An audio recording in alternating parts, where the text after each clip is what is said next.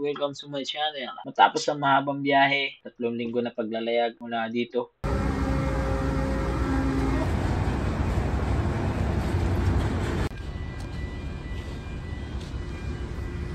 sa bayan ng mga Morocan, ay dumating na kami rito sa bayan ng mga Afrikano na pinangalanan nilang South Africa, Durban. Kung kailanganin lang yung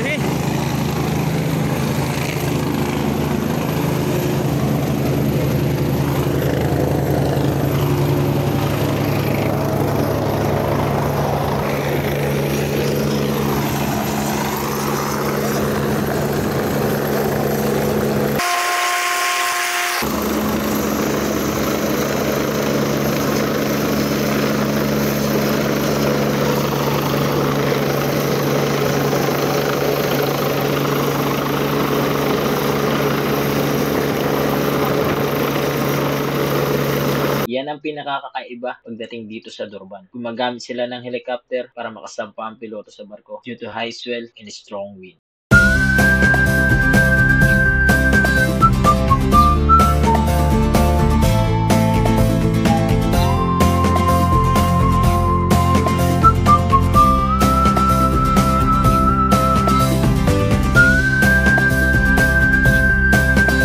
Pero alam nyo ba, bago kami nakadikit at nangyari lahat ng bagay na yan, mangkurahe muna kami ng halos 2 araw at naranasan namin ang sama ng panahon dito sa angkurahe ng Durban. At ng araw na ng aming pagdikit, ito ang gumulantang sa amin.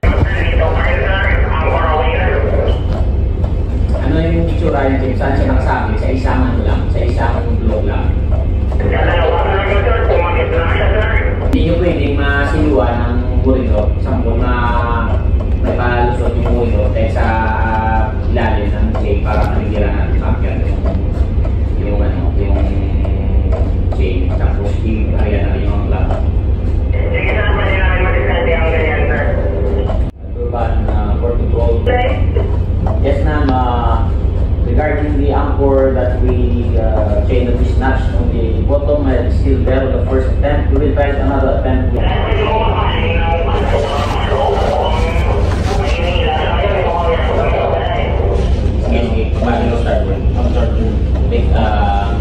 Starboard 40. Starboard 40. Other starboard 40. Yung ano yung naka-bowcaster tsaka starboard ladder.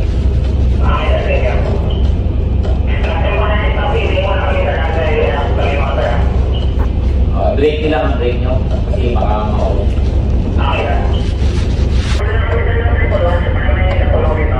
Sige, sige. Tawagan ko rin. So, sir, thankful watch muna sa kailangan sa bawat tulong. Okay. Thank you. Bali, yung angkla libre na, di ba?